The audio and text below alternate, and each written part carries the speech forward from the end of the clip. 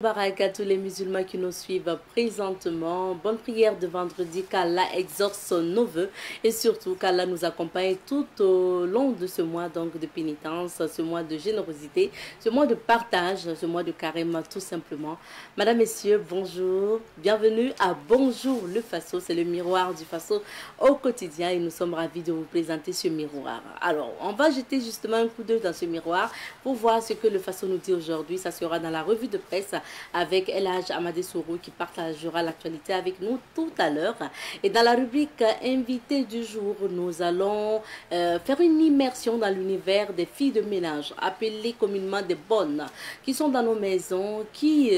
elles toutes ne sont pas forcément catholiques, comme on le dit, mais malheureusement aussi, beaucoup de patronnes et de patrons abusent de ces filles-là. On va parler des difficultés de ces filles de ménage avec la présidente de l'Association de défense des droits des aides ménagères et domestiques. Sakina Tououedrago est notre invitée du jour. Dans la deuxième partie de cette émission, on fera place aux chroniques. Et les chroniques de ce jour, ce sont les chroniques sécurité routière où nous parlerons de la distance de sécurité et on parlera aussi donc des rendez-vous du week-end avec Honoré Onadia. Voici planter le décor de l'émission d'aujourd'hui. Alors, vous n'avez pas de raison de bouger, restez avec nous. Nous nous disons au revoir à partir de 9h00. En attendant, nous allons vous décliner donc l'aventure de ce vendredi et nous démarrons l'aventure au niveau de Thiébélé. On parle Cassina un peu et puis voilà, on part à Thiébélé pour la découverte de cette cour royale là et on se retrouve juste après. Et là, c'est le palais royal de Thiébélé, habité par plus de 300 personnes qui y habitent là-dedans, avec ces belles images que nous avions héritées de nos arrière-parents. Et nous continuons aussi de le pérenniser à travers nos jeunes filles ou encore nos jeunes femmes qui sont dans la cour et dans les environnants. Le palais, il y a des notables qui sont devant le palais, et puisque Thiébélé comporte 67 petits villages. Et dans tous ces 67 petits villages, chaque chef reconnaît sa pierre dont il doit s'asseoir, il doit s'installer, si toutefois sa majesté convoque une rencontre devant le palais. Voilà. Donc les notables sont choisis, ou encore eux, ils sont destinés à siéger devant le palais.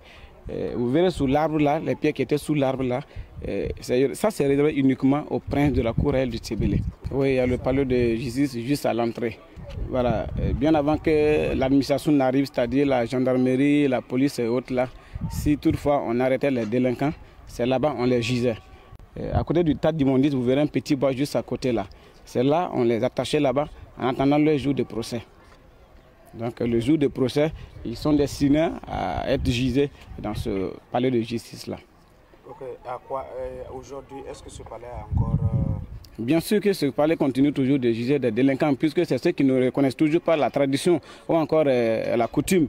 Sinon, nos vieux qui sont dans les villages environnants ou encore dans les environnants là, ils savent l'importance des chefs traditionnels. Donc si toutefois il y a un problème à quelque part là, ces vieux là arrivent à ramener ici ce problème-là pour que ça puisse être résolu.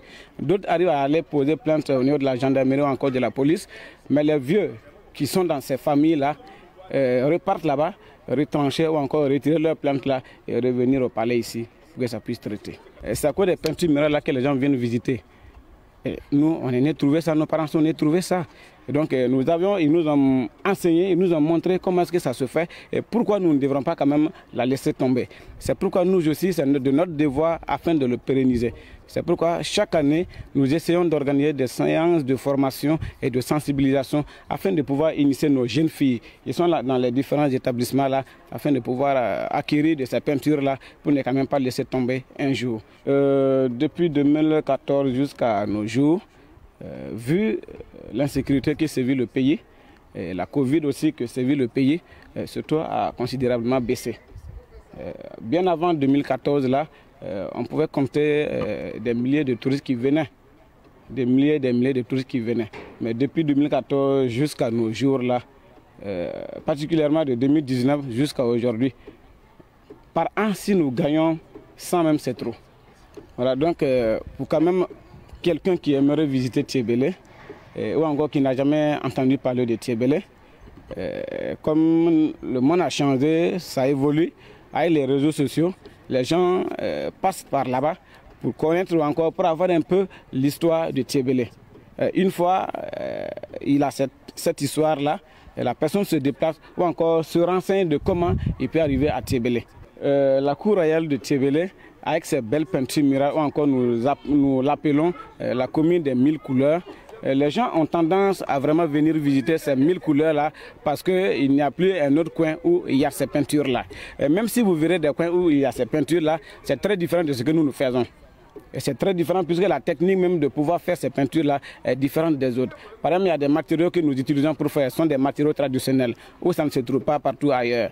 Avec les changements climatiques là, bien vrai que c'est un peu compliqué, mais avec ce changement-là, nous essayons toujours, avec la collaboration de nos mamans, de trouver ces matériaux qui ne sont pas à côté, mais à la frontière ghanéenne, pour qu'enfin elles puissent quand même redonner l'image datant de nos parents.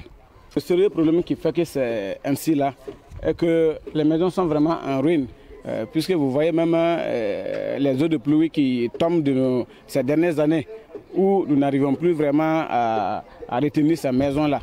Voilà. Et si vous voyez bien, il y a une différence de construction. Et cette différence d'aujourd'hui là, ça nous a vraiment emporté. Puisque la manière dont nous construisons les maisons et d'aujourd'hui, ce n'est plus pareil. Actuellement, nous construisons avec des briques. Et là, ce n'était pas des briques qu'il faudrait construire avec. Et pourquoi nous construisons avec des briques? Parce qu'il y a manque de moyens. Ça fait que nous ne pouvons pas reprendre le système, mais c'est d'aller avec les briques là. C'est un peu ça la particularité. Les conditions pour visiter le palais, nous avons jusqu'à 3 modalités. En fait, 2 modalités pour l'entrée. La dernière modalité, ça c'est pour le guidage. Pour l'entrée, nous avons 2 tickets d'entrée. Il y a les tickets nationaux et les tickets internationaux. Les tickets nationaux, ça coûte 1000 francs par personne. Et les tickets internationaux, ça fait 5000 francs par les occidentaux, par les internationaux. Et c'est avec ces recettes que nous avons encore, nous recevons là, nous essayons de collecter ça pour pouvoir relancer la peinture. Les peintures murales, c'est vraiment des tas de matériaux qu'il faut mettre ensemble afin que ça puisse quand même donner ces peintures-là. Vous avez le kaolin qui est utilisé, vous avez la latérique qui est utilisée, vous avez les bouts de vache qui sont utilisés aussi, vous avez les cacs de néré aussi qui font partie. Donc c'est tout ça là qui font les matériaux là et que nous utilisons pour quand même mettre la peinture. Les différentes formes, vous avez le macramé, les ailes d'épervier, les scarifications. Il y a plein de signes qui sont sur les murs là et nos parents essayent quand même de nous relater ça afin d'avoir au moins l'histoire de la tradition et de ne quand même pas laisser tomber. Bien sûr, il y a des interdits. Ouais, pour un étranger qui aimerait visiter le palais, d'abord il ne faut pas venir ici avec un habit rouge ou encore une casquette rouge.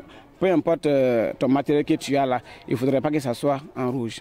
Pourquoi? Le rouge est interdit au palais. Nous vous invitons à Tiébélé donc tout au long de cette semaine pour la visite et nous venons de vous proposer donc le témoignage sur la cour royale de Tiébélé. Allez-y encore visiter cette cour royale là et voilà. Pour la suite, nous allons nous informer. C'est l'heure de feuilleter les journaux ensemble et c'est dans la revue de presse. Et aujourd'hui, nous sommes avec El Hadj Amadé Soro pour la revue de presse de ce vendredi. Bonjour El Hadj. Bonjour Abdeta, bonjour à toutes et à tous. Bienvenue. Merci. L'Obs pour commencer. Absolument. Okay. Nous commençons donc avec le doyen des quotidiens au Burkina Faso, l'Observateur parlera. À la une de l'Obs, conversion en islam, faut-il nécessairement prendre un prénom musulman? Organisation de la société civile vers un mécanisme de certification pour assainir le milieu. Une lettre pour l'AI, coupure d'électricité, s'il plaît à Dieu et à Poutine. SN Sosico, la jurisprudence Sonico. Oita s'interroge toujours les journaux. Message Pascal de la FME, donnons-nous la main pour un Burkina nouveau où règne la paix. À la suite de l'Observateur Palga, nous sommes maintenant avec le journal Le Pays.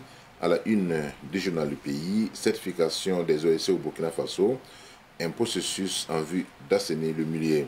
Transformation de la CAMEG en société d'État, c'est qu'en pensent des Burkinabés. Résurrection du Christ, c'est le noyau dur de la foi chrétienne selon l'abbé Paul Dard. Gelson Fernandez, émissaire de la FIFA à propos de la crise de la FBF, pour qu'il y ait normalisation, il faut que les textes soient violés. La FEME prône le pardon, le programme des messes, mystère psychique et spirituel, des clés pour obtenir gain de cause lors d'une négociation. Pour pourrir, CAMEG, la passation de charges entre les DG entrants et sortants prévue pour aujourd'hui. Semaine de Poco, cette qualité qu'il faut chercher chez un homme. Vous avez bien entendu? J'ai bien entendu. Okay. Alors, nous poursuivons avec aujourd'hui au Faso. À la une d'aujourd'hui au Faso, la Commission nationale confirme et majore la victoire de BDF Bassirou Diomaye Faye au Sénégal vers une prestation de serment impérative avant le 2 avril 2024 du ministère de la Communication, de la Culture, des Arts et du Tourisme. Je vous exhorte à maintenir les caps, exit le ministre d'État Jean-Emmanuel Ouedraogo. Troisième édition du Resto du Jeune Citaraï. Citaraï offre 500 repas aux riverains et commerçants des gares.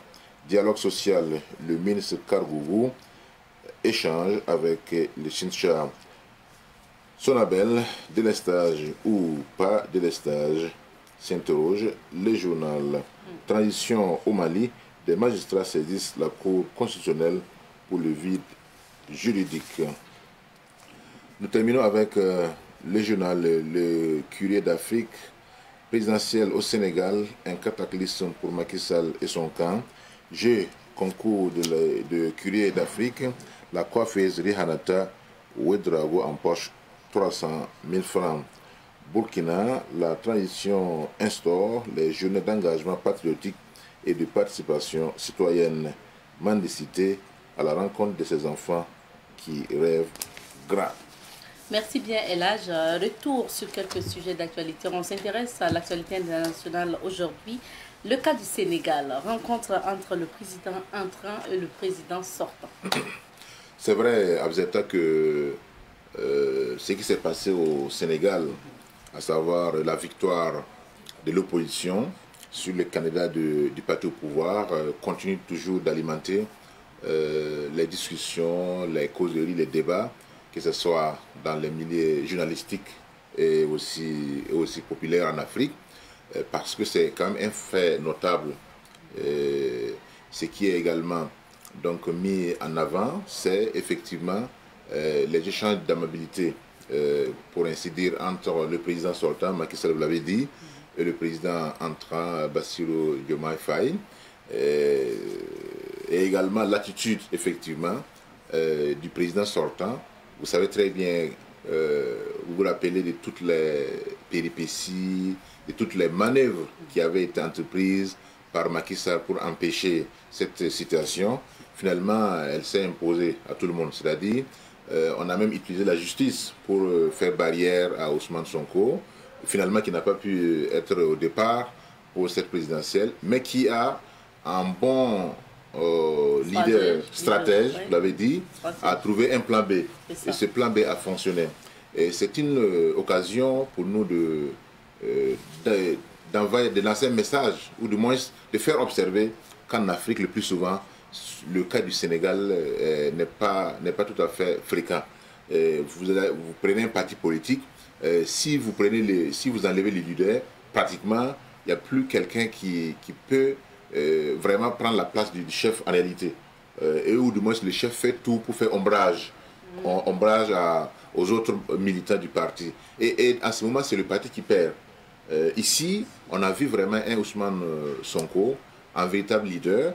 Il a su qu'il pourrait ne pas être retenu pour participer à la présidentielle, mais il a trouvé un plan B. Et ce plan B, c'est effectivement Bassirou Diomaye Faye, qui effectivement faisait le même métier que lui, inspecteur donc des impôts au niveau donc et qui a ils ont ensemble défini une feuille de route. Et c'est cette stratégie-là qui a payé.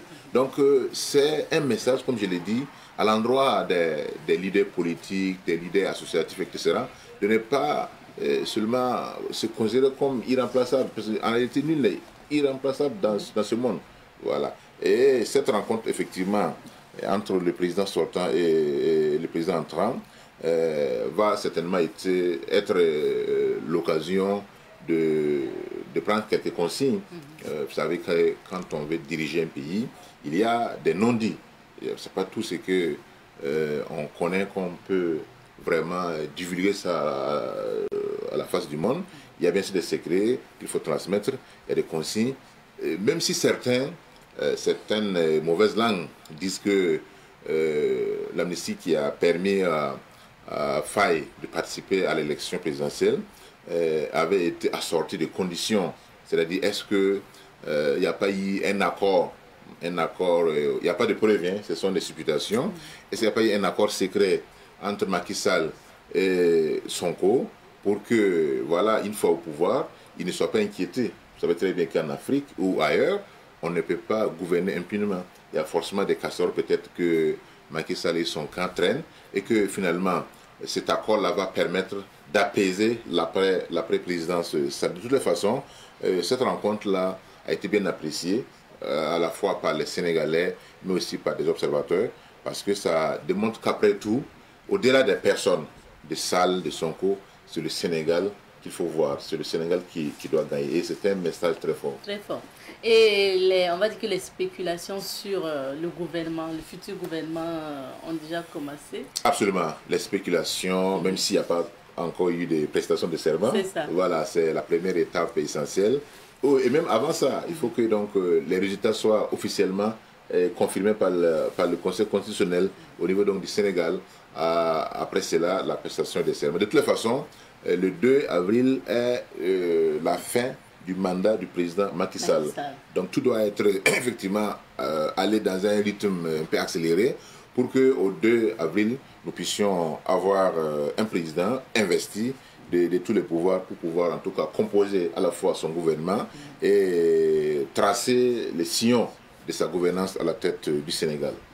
Est-ce que vous êtes de ceux qui sont en train de pencher pour Sonko Premier ministre, Sonko vice-président? Oui, cet attelage-là est bien sûr évoqué par beaucoup d'observateurs. Et ils font même un parallèle entre cela et avec la situation en Russie. Vous savez très bien, entre Dmitry Medvedev et Poutine, Vladimir Poutine, tantôt c'est l'un qui est Premier ministre, l'autre président, etc. Même si Poutine a décidé de mettre fin à cela, vous savez, en 2011, c'était Medvedev qui était le président de la Russie. Et apparemment, d'après certains analystes, le fait qu'on ait tué Kadhafi n'a pas du tout été du goût de Poutine. C'est-à-dire que si lui il était président, il n'allait pas effectivement permettre cela. Donc après cet épisode-là, finalement, Medvedev n'est plus revenu au pouvoir. Donc ici, tout le monde sait que c'est Sonko, c'est par défaut que, n'est-ce pas, Faye a été voté. Sinon, en fait, c'est Sonko qui était en fait la figure de proue de l'opposition, qui a suivi toutes les brimades, toutes les tracasseries pour qu'il ne puisse pas être président. Et qu'aujourd'hui, vous l'avez même vu lors de la rencontre, il était à côté, et il est considéré comme le mentor du nouveau président Faye. Est-ce qu'il va être désigné Premier ministre? Je n'en sais rien, mais en tout cas, toutes les supputations vont vers cet attelage-là, Sonko Faye. On verra bien. Et quelle est l'analyse aussi que vous faites, quels pourraient être les rapports entre le nouveau gouvernement, enfin, ou le nouveau pouvoir au Sénégal et la CEDEAO et l'AES?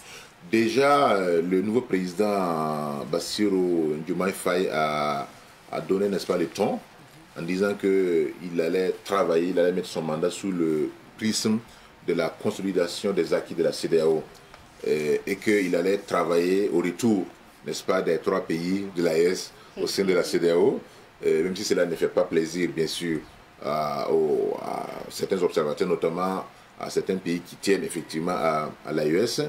Et je sais qu'en ce qui me concerne, ça va être difficile parce que la sortie de ces 3 pays-là est inéluctable, comme ils l'ont signifié, et que c'est suite effectivement à des griefs qui ont été faits à la CEDEAO que ces 3 pays-là ont décidé de claquer la porte de la CEDEAO. Et je ne pense pas que le Sénégal seul puisse vraiment, en tout cas, travailler ou puisse avoir le pouvoir hein, pour en tout cas faire plancher ou pencher, n'est-ce pas, la balance au niveau de la CEDEAO pour que ces pays-là puissent retourner. D'une part, d'autre part, la CEDEAO a également fait un communiqué pour effectivement saluer l'élection à la tête donc du Sénégal de Bassirou Diomaye Faye et a naturellement félicité le peuple sénégalais pour cette maturité politique et démocratique. Bien sûr, au-delà également de ces deux institutions, il y a naturellement d'autres pays comme la France qui ont également fait des déclarations dans ce sens. Maintenant, c'est la position du peuple sénégalais, parce que c'est sur le programme de la rupture n'est-ce pas, de la renégociation des accords, notamment économiques avec la France, que ce traité-là a été voté. Donc si dans les jours, dans les mois à venir, les Sénégalais ne sentent pas effectivement cette rupture-là, cela peut se retourner contre effectivement Faye. Donc c'est à lui de prendre la mesure des attentes, des aspirations du peuple sénégalais par rapport à ce vote-là, qui est quand même un vote massif, et puisque en général au Sénégal, c'est au second tour là que ça se décante, mais ici, les Sénégalais ont indiqué clairement leur choix pour la rupture. C'est au président maintenant et son gouvernement de savoir trouver des réponses idoines à ces préoccupations émises par le peuple sénégalais. Merci bien, Elage, pour ces analyses. On va tourner quelque part, on va tourner dans quelques vies d'affaires pour découvrir les couleurs du temps. C'est l'heure de la météo. Nous sommes avec Sakinatou Ouedraogo, président de l'ADAD Burkina, l'association de défense des droits des aides ménagères et domestiques. Bonjour. Bonjour. Bienvenue sur ce plateau. Merci. Merci à toi d'être là. Accompagnée de la secrétaire générale de la même association, Samiratou Ouedraogo. Bonjour. Bonjour. Bonne arrivée. Merci. Merci à toutes les deux d'être sur ce plateau. On parle de l'ADAD. Il y a longtemps quand même, Sakinatou, que je vous ai reçu sur ce plateau pour parler de l'actualité. J'espère que quand on va faire le point, la situation aurait changé. Oui. Sinon, à l'origine, c'est quoi l'histoire de la création de cette association? Il faut dire aujourd'hui que l'association pour la défense des droits des aides ménagères et c'est vrai que c'est difficile. Voilà, c'est très difficile. Voilà, donc pour moi, en tout cas, c'est une mission accomplie. Okay. Et grâce aux sensibilisations porte à porte, il y a la société civile qui nous accompagne. Et chaque femme, dans les quartiers, dans les marchés, nous mettons des comités. Cet comité s'appelle comité d'éveil et d'écoute des jeunes filles aides ménagères. Dans ces marchés, de passage, je salue beaucoup les marchés. Je salue le marché de Parlaïri, je salue le marché de Bassimotera, je salue le marché, le grand marché, vraiment qui fait beaucoup de travail, qui nous oriente beaucoup, qui envoie beaucoup de cas et que nous arrivons également à les gérer. Également, nous saluons également le marché de Saba, le marché de Komsilega, voilà, et d'Assasoro, qui font beaucoup de choses. Vous avez maintenant implanté des comités de veille là-bas. Exactement.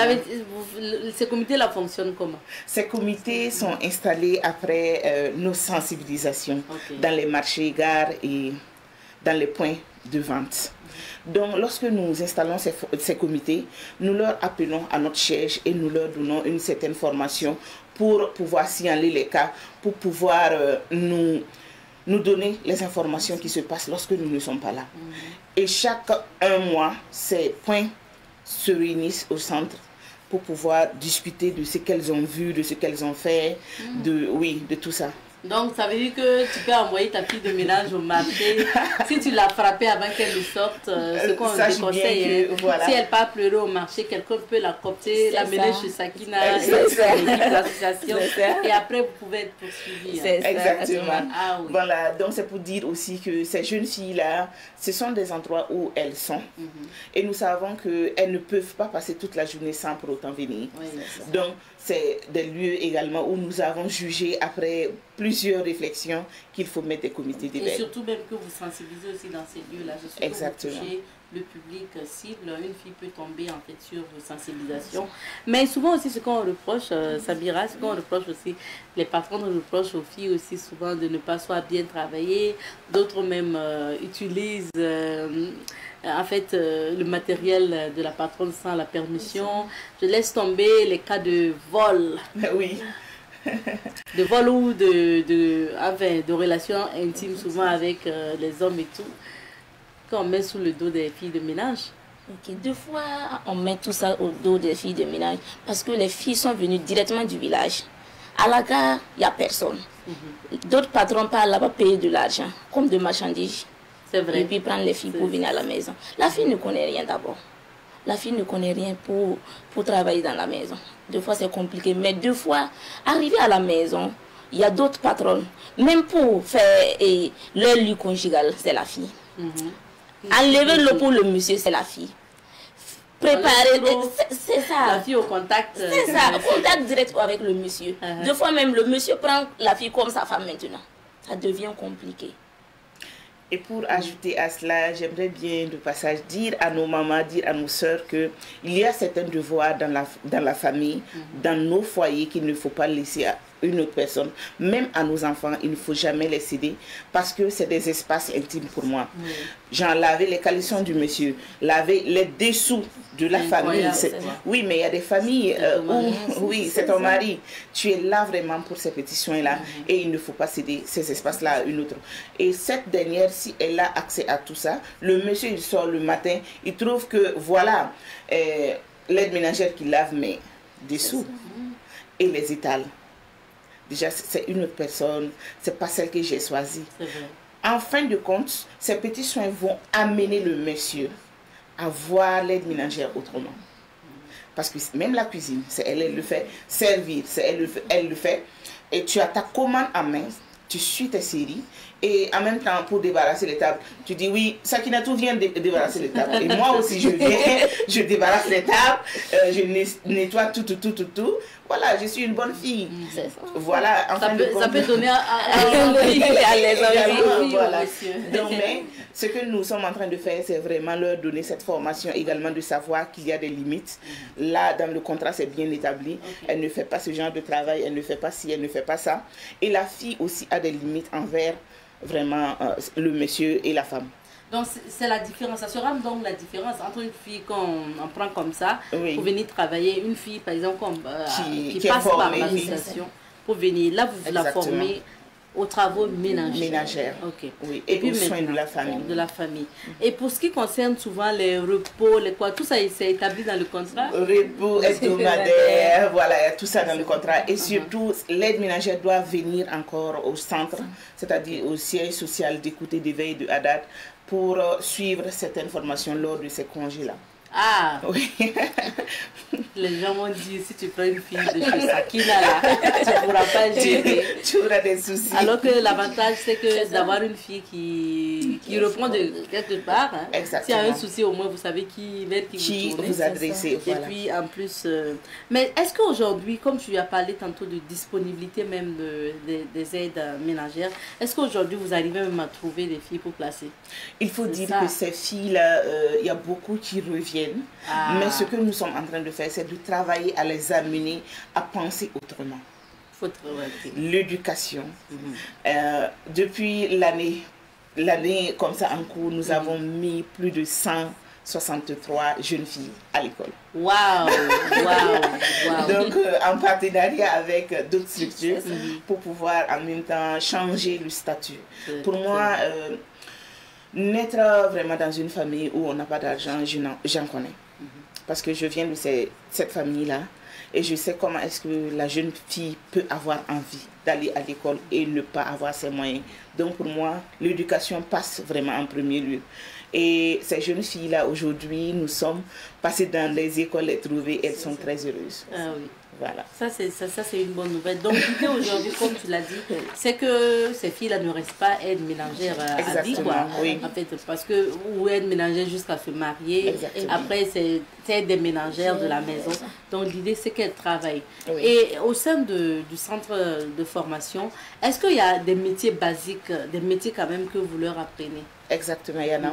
Parce quoi? que déjà, ces métiers basiques-là, c'est comment entretenir une maison. Ah, d'accord. Être même une bonne femme. Exactement. Comment entretenir, comment communiquer. Okay. Voilà, la communication surtout. Et également, comment est-ce que nous pouvons donner de bons exemples autour de nous. Voilà. Et le self-défense aussi. Comment est-ce qu'on se protège en étant seul. En étant seul.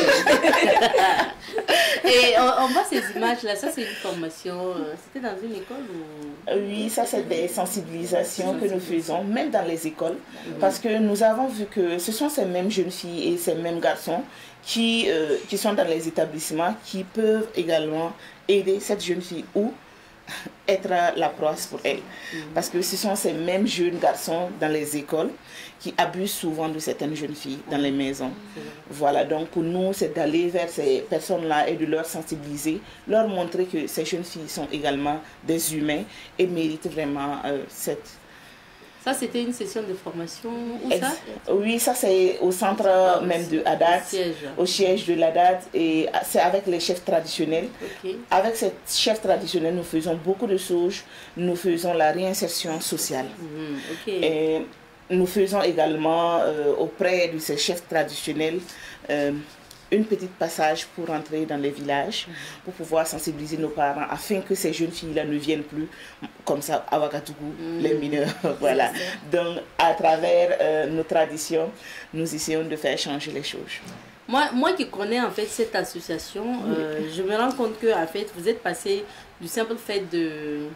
Oui. Parce que certains pourraient dire elle a créé son business pour juste placer des filles et avoir juste des retenues en fait sur les placements. Mais là, on voit que vous avez même tendance, en fait, votre souhait c'est que ça cesse même et aller à la formation surtout professionnelle pour que les filles partent vers d'autres métiers. Et il faut dire, il faut aussi ajouter que depuis à l'âge de 9 ans, Sakinatou est venue de commissariat. Venue de commissariat au niveau de Ouagadougou pour travailler comme aide ménagère. Et j'ai été dans un point de vente durant 3 ans où j'ai subi beaucoup de choses, beaucoup de traumatismes. Et c'est après cela que je me suis dit qu'il ne faut plus jamais qu'une jeune fille soit traumatisée dans ces lieux-là. Voilà. D'où le combat. D'où le combat. Et quand moi j'ai regardé les images hier pour préparer l'émission, j'ai vu qu'il y avait même des filles qui apprenaient à tisser. Exactement. Est-ce que vous êtes aussi, c'est toujours au centre que vous apprenez le tissage?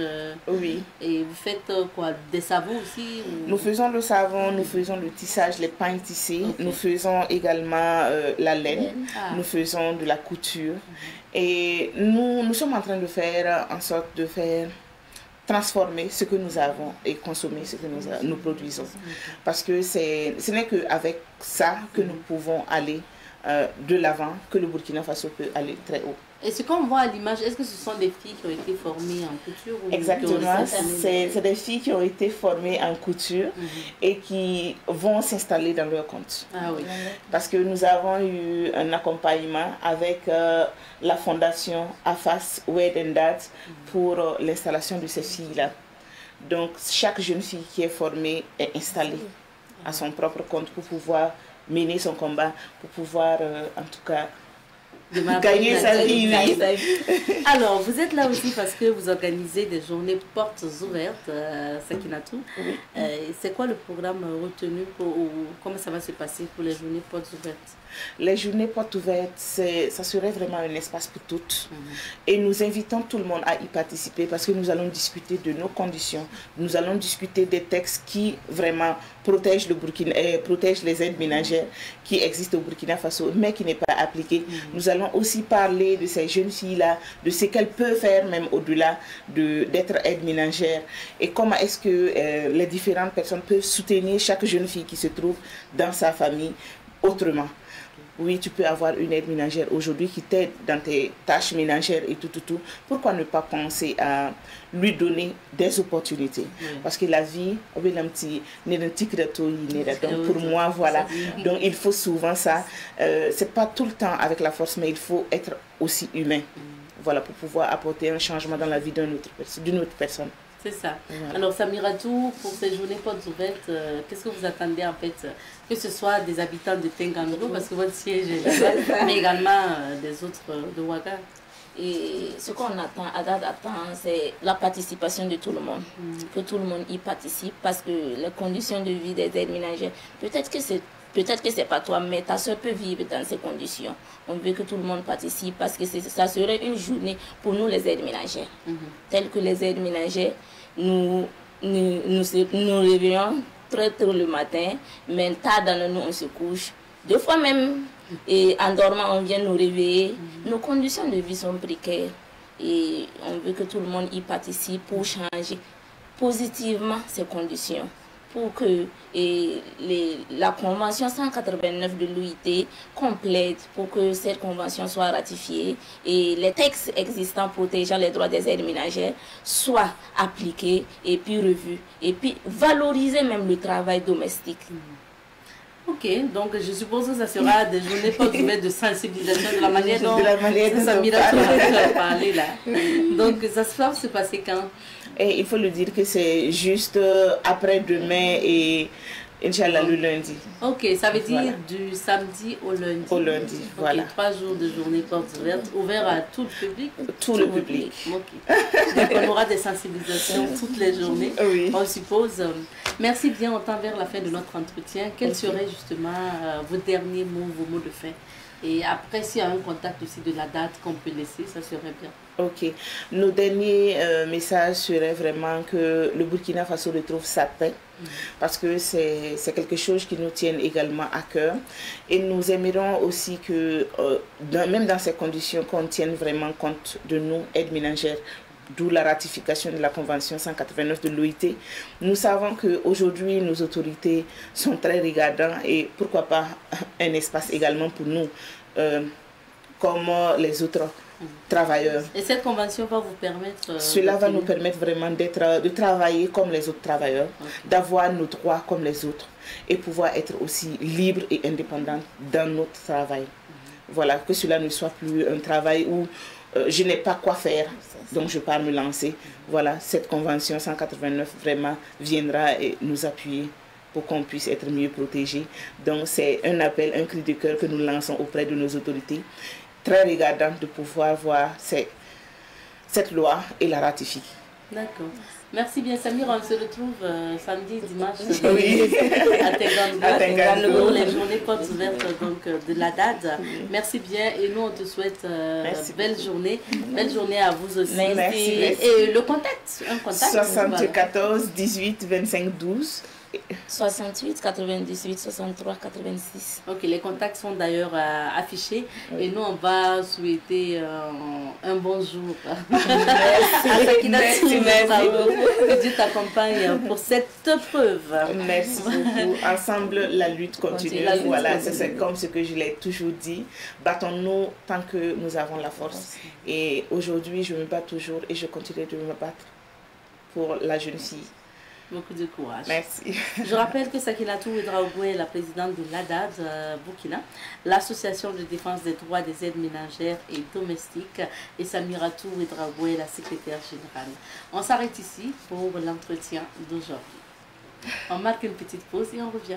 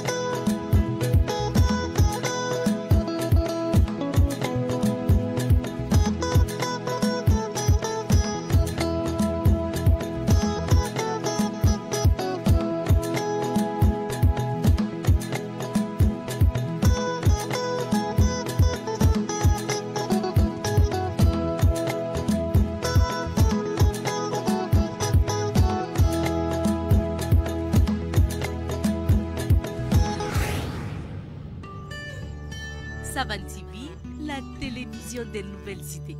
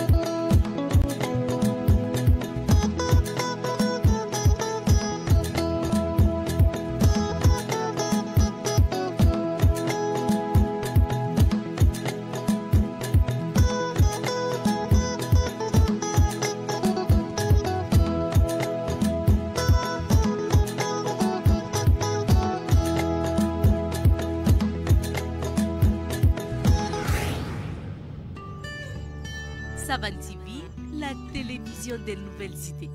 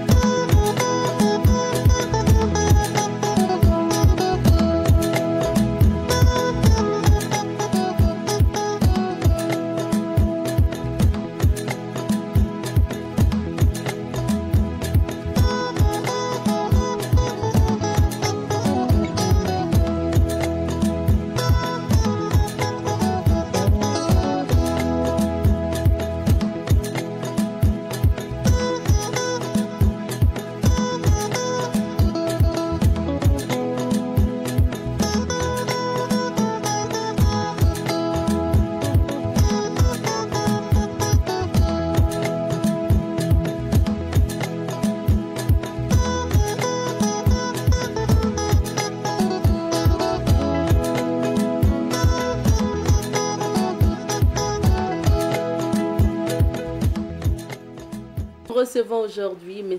Nema Palenfo. Il est moniteur à Victoire Auto-École, notre partenaire de tous les vendredis pour la chronique sécurité routière. Bonjour M. Palenfo. Madame, bonjour. Bienvenue sur notre plateau. Merci. On parle aujourd'hui donc du respect de la distance de sécurité. C'est important donc de respecter cela pour minimiser les accidents. Alors M. Palenfo, c'est quoi une distance de sécurité? D'accord, tout d'abord je voulais remercier Savane TV, notre partenaire technique, et puis toute l'équipe qui nous accompagne chaque vendredi, en tout cas en venant ici là. Donc on est très contents. Je vous en prie. Voilà, donc quand on parle de distance de sécurité, donc en matière du code de la route, la distance de sécurité, en fait c'est la distance donc, qui sépare deux véhicules en mouvement. La distance qui sépare deux véhicules en mouvement. Alors la définition prise comme ça, il faut faire ressortir quelques éléments clés. Alors pour qu'on parle de distance de sécurité, il faut déjà même que les véhicules là soient en mouvement. Donc ce qui exclut que par exemple dans un parking, donc un usager qui vient pour stationner derrière un autre véhicule ne va pas descendre avec un double décamètre en train de vouloir mesurer une distance de sécurité. Non, il faut que les véhicules soient en mouvement, la première des choses. Donc deuxièmement maintenant, les deux véhicules qui circulent là doivent être dans la même voie. Ils doivent circuler dans la même voie. Maintenant, troisièmement, c'est le véhicule qui suit là, le véhicule qui suit à l'arrière, qui doit maintenir la distance de sécurité. Et il faut nécessairement que les deux véhicules aillent dans la même direction. Okay. Voilà. Donc, et comment évaluer justement cette distance de sécurité dont on parle? D'accord. Avant d'arriver à là, on va d'abord ressortir l'important même du respect de la distance de sécurité. Okay. C'est quoi? Pourquoi il faut respecter la distance de sécurité? Le fait de maintenir l'écart entre les deux véhicules là, c'est pour éviter les risques de collision à l'arrière. D'accord? Bon, pour celui qui suit à l'arrière, s'il a une bonne distance de sécurité, ça va permettre à un moment donné, si par exemple le véhicule qui le précède là freine brusquement, oui, d'accord, qu'il évite de le cogner par derrière. La deuxième chose aussi, c'est quoi? Donc, s'il maintient une bonne distance de sécurité avec le véhicule qui le précède, en cas de manœuvre difficile, donc du conducteur à l'avant, là, ça va lui permettre de l'éviter facilement en le dépassant par la gauche. Maintenant, la troisième chose importante là, dans le maintien de la distance de sécurité, là, c'est lors des dépassements. Lorsque vous suivez quelqu'un et que vous vous êtes trop rapproché de cette dernière-là, donc il sera difficile maintenant d'avoir une bonne visibilité à l'avant lorsque vous voulez faire un dépassement. Donc c'est ce qui fait qu'en maintenant une bonne distance de sécurité avec le véhicule qui vous précède là, lorsque vous voulez faire un dépassement là, ça vous est beaucoup plus facile d'avoir la bonne visibilité à l'avant. Alors donc vous me demandez comment on évalue la distance comment on sait voilà, c'est ça, comment on sait si on a une bonne distance de sécurité, c'est ça? Ok.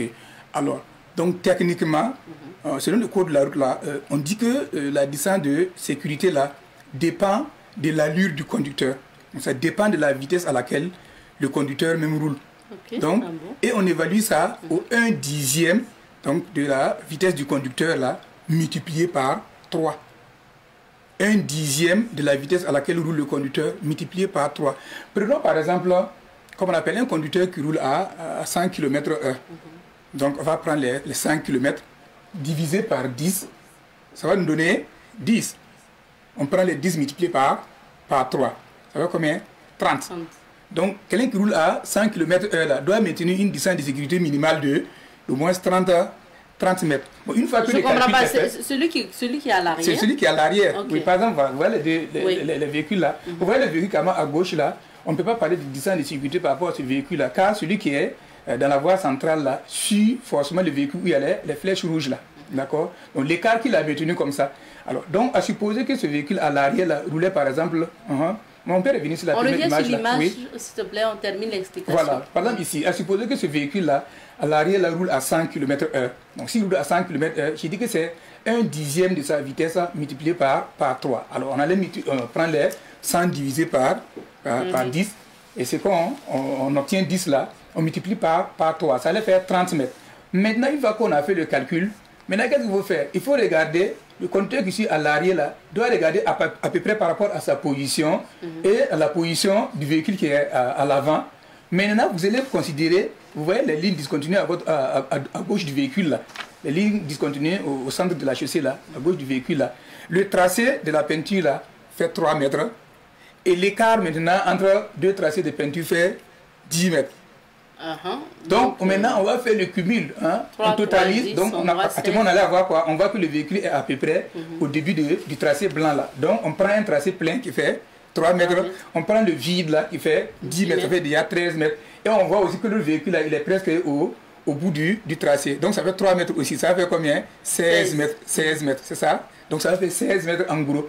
Alors qu'on a dit, hein, la dizaine de la vitesse qu'on a calculée, on avait trouvé combien? 30 mètres. On dit de laisser au moins 30 mètres. Et quand on a évalué ici, on voit qu'il est à 16 mètres. C'est qu'il est trop près. Il est trop près. S'il y a un problème qui arrive avec le conducteur qui est à l'avant là, forcément celui qui est à l'arrière ne pourra pas maîtriser le véhicule. Là, il va le conduire par l'arrière. Ok, c'est vrai que c'est un exemple qu'on a pris, mais là c'est une image, donc on ne sait pas à quelle allure qu'il roule. Voilà, c'est ça. Roule, donc oui. on peut pas... Mais concrètement, quand vous serez maintenant sur la chaussée en train de rouler, vous connaissez votre vitesse à laquelle vous roulez. Et par rapport à ça qui vous évalue, on dit à peu près. À peu près. Mais en fait, moi j'attends de me regarder. Nous autres, la nouveau permis là, on va s'arrêter là-bas, on va calculer ça là, finir. Pour savoir quelle distance observer. Est-ce qu'il n'y a pas, oh là, désolé, une distance raisonnable, je ne sais pas moi, raisonnable, oui, à déjà observer pour ne pas s'arrêter dans le véhicule à faire des calculs là tout. Oui, mais bon, c'est avec l'habitude. Quand vous roulez, à peu près vous savez. Sinon, pour les nouveaux conducteurs, on leur interdit de rouler, aller au-delà de 90 km/h. Donc, si on prend les 1 dixième là, multiplié par 3, ça fait 27 mètres, d'accord? Voilà, mais c'est les traits là qui vont vous guider. Si vous avez déjà... Est-ce que, bon, on sait que ces images-là, ce ne sont pas des images de nos routes. Oui. Est-ce que c'est adapté justement? Les tracés au sol là, qu'on a ici, c'est la même chose qu'on voit sur nos routes? Oui, c'est universel. On appelle ça des tracés de type T1. T1, donc c'est les tracés du milieu. Là. Quand vous voyez que souvent les véhicules font... il y a un accident où quelqu'un a cogné par l'arrière. Là. Quand la police, la gendarmerie vient pour le constat, tout de suite là, ils vont sortir un double décamètre en train de mesurer. C'est pour voir d'abord à quelle allure vous alliez à peu près. Est-ce que vous avez respecté la limitation de la vitesse? Et puis deuxièmement, maintenant pour voir est-ce que vous aviez maintenu la bonne distance de sécurité. C'est pour ça qu'on dit qu'un conducteur ne doit pas cogner l'autre par l'arrière, sinon d'office il n'a pas raison. D'accord, mais maintenant, cette vitesse-là, cette limitation le respect de cette distance de sécurité-là, va maintenant changer une fois que vous circulez en temps d'intempérie comme la pluie ou bien la neige. D'accord? Donc il y a la pluie ou bien la neige là, ça fait que la chaussée devient glissante. La chaussée devient glissante. C'est ça qu'on dit que l'adhérence maintenant entre les pneus et puis le goudron là est relâché. Donc ça fait qu'en ce moment, il faut être encore plus prudent en maintenant encore une longue distance de sécurité. Parce que quand vous allez freiner, le véhicule ne pourra pas s'immobiliser. D'accord? Le véhicule ne pourra pas s'immobiliser immédiatement. Il va glisser un bon bout de temps avant de s'arrêter. Donc en temps de pluie, en temps de neige, là, donc, il faut encore augmenter la distance de sécurité. La distance de sécurité s'observe seulement quand on roule ou même quand on est arrêté au feu? Voilà, c'est ce que je dis. La distance de sécurité, c'est pour 2 véhicules en mouvement. En mouvement, Deux véhicules en mouvement. Voilà, d'accord. Voilà. En mouvement. Oui, il faut que les véhicules soient en train de circuler. Sinon, si vous partez par exemple pour mettre votre véhicule au parking là, donc ça, il n'est pas nécessaire. On ne parle pas de distance de sécurité. Au feu aussi, pareil. Au feu, pareil, non? Non, mais non, pas au feu. Si c'est au feu, si vous avez maintenu le bon écart là, il faut qu'un a fait. Bon, c'est ce qu'on voit regarder ici. Qu'est-ce que les gens disent? C'est très souvent au feu, ils se coignent. Voilà, je vois. Donc, effectivement, c'est ce qu'ils se disent que si on doit mettre l'écart là comme ça, là, que vraiment la file là sera longue. Mais c'est ça le problème justement. Donc quand vous êtes trop proche comme ça, à un moment donné, par exemple, le feu peut avoir changé et l'autre qui est devant vous là, il démarre en temps, il a un problème technique, il freine.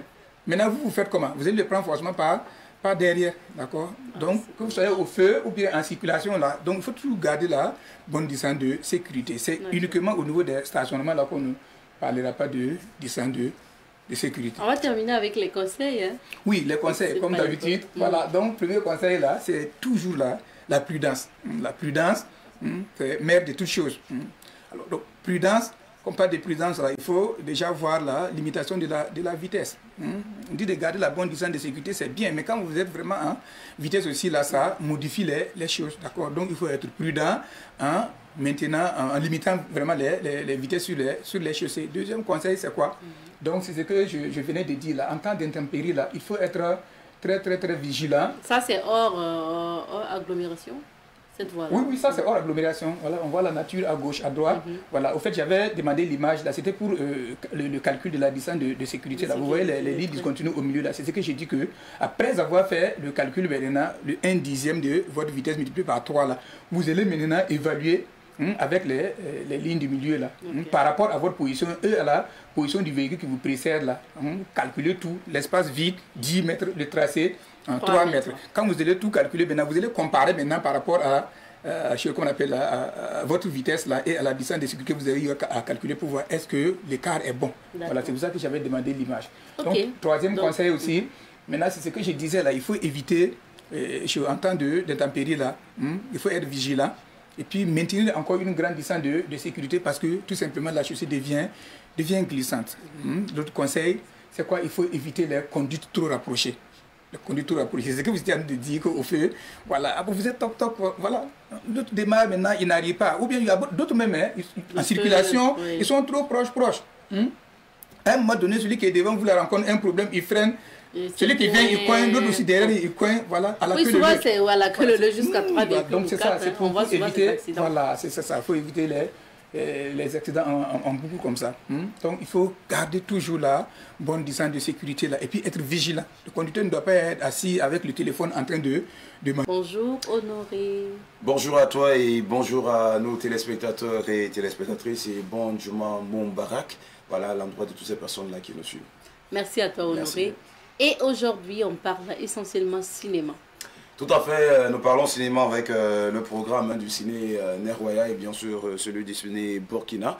Alors du côté du ciné Nerwaya, c'est le film Les larmes du cœur, voilà, qui vous est proposé depuis le 25 et qui continue son bonhomme de chemin jusqu'au 30 mars du 31 mars du côté bien sûr du ciné Nerwaya, aux séances de 18h30, 20h30 et 22h30 pour un prix d'entrée de 2000 francs et 2500 francs. Alors pour ceux-là qui n'ont pas eu la chance de suivre ce film-là à succès, alors nous allons vous demander d'effectuer le déplacement du côté du ciné Nerwaya pour vivre pleinement la projection de ce film. Et du côté du ciné Burkina, cette fois-ci, nous rebellotons avec les productions de Z Productions, voilà, qui n'est autre que Yacouba Napo alias M6Z, qui nous revient avec un film baptisé tout simplement Amour sans retour. C'est ce film-là qui, voilà, depuis le 25, voilà, se projette chaque soir du côté du ciné Burkina, aux séances de 18h30, 20h30 et 22h30, pour un prix également de 2000 francs et 2500 francs. Donc voilà ces deux rendez-vous-là qu'on peut donner aux cinéphiles. Parce que comme on aime le dire, qui aime la vie va au cinéma. C'est bien sûr ça. Et bien sûr, qui aime la vie aussi suit les programmes de Savane TV et vous serez servi ce week-end. Tout à fait. Déjà à partir de 11h aujourd'hui, votre émission Cadeau du jour. Cadeau du jour qui va débattre sur un sujet donné, mais également permettre à nos téléspectateurs et téléspectatrices de nous appeler. Un seul numéro, c'est le 02 21 02 02 pour participer à l'émission et essayer de nous donner la réponse à la question qui sera posée. Et vous pourrez repartir à la maison avec le cadeau que nous offre notre partenaire, puisque nous sommes en plein mois, voilà, en plein mois de carême. Voilà, nous avons un partenaire qui nous accompagne, qui a décidé comme ça de récompenser toutes ces personnes-là qui nous donneront vraiment de bonnes réponses. Demain sur l'ensemble de médias, voilà, à partir de 8h, c'est le grand rendez-vous de l'information avec votre émission qui n'est autre que 100 minutes pour comprendre avec Alphonse Ouettao sur l'ensemble des médias, que ce soit à la télé, que ce soit à la radio. Ben, il recevra des invités avec qui il sera question d'échanger sur un sujet, voilà, donné. Et le rendez-vous avec le maestro qui n'est autre que celui-là qu'on appelle affectueusement le capitaine, qui n'est autre que Rasmane Nikema, dit le capitaine, qui vous donne rendez-vous déjà pour le rétro sonré à la télé, le samedi déjà demain à partir de 14h, le dimanche à partir de 7h30 pour ce qui est de la rétrospective des actualités voilà, que l'on a développées dans le sonré, et pour la rétrospective de la pensée et des proverbes, cela c'est pour le samedi et le dimanche à partir de 6h sur Savane TV. Et la rétrospective sonré vous est présentée toujours par capitaine Rasmane alias Razo. Voilà, le samedi et le dimanche plutôt, voilà, à partir de 6h à la radio Savane FM pour le bonheur des auditeurs. Le grand rendez-vous encore qui vous attend, c'est 7 jours dans la savane, voilà, qui vous sera présenté voilà, le dimanche à partir de 12h45 pour refaire la rétrospective des actualités de la semaine, mais également débattre sur un sujet donné avec des invités qui vont nous rejoindre sur le plateau. Voilà, c'est ce grand rendez-vous que l'on vous donne le dimanche à partir de 12h45 pour vous dire tout simplement que Savane a décidé de se rapprocher plus de sa population et d'être la puissance de la communication. Sur ce, nous vous disons merci et nous vous souhaitons bon week-end, également un bon week-end à toi. Merci bien. Merci bien. Et dorénavant, nous diffusons en HD, s'il vous plaît. Donc, vous aurez des images plus clair, vous pouvez nous suivre sur le numéro 6 du bouquet Canal Plus et le numéro 265. Pour le moment, vous pouvez avoir sur ces deux numéros-là. Et vous pouvez suivre Savane TV dorénavant en HD, comme vous l'avez vu, les annonces par Canal Plus. Donc, n'hésitez surtout pas. Merci et bon week-end à tous. Merci de votre fidélité à Bonjour le Faso. Mais je ne peux terminer cette émission sans dire merci à toute l'équipe derrière, grâce à qui notamment nous arrivons à tenir cette émission. Cette semaine, la réalisation et le son ont été assurés par Michael Yamego et Noufou Bonkongo. Et merci également à Aurélie Somtoré au maquillage aujourd'hui, Nathalie qui était donc en début de semaine également. Merci à toutes les deux. Merci donc à Freddy au niveau de la diffusion. Merci à tous les monteurs, Emilienne, Diallo, donc Camara, on vous dit merci. Et merci à tous. Merci à Laura, bien sûr. Le rendez-vous est pris pour lundi pour d'autres aventures de Bonjour le Faso. En attendant, portez-vous bien et surtout ne zappez pas puisque tout à l'heure vous aurez la suite donc du programme sur Savane TV. Allez, cuisse, bon week-end.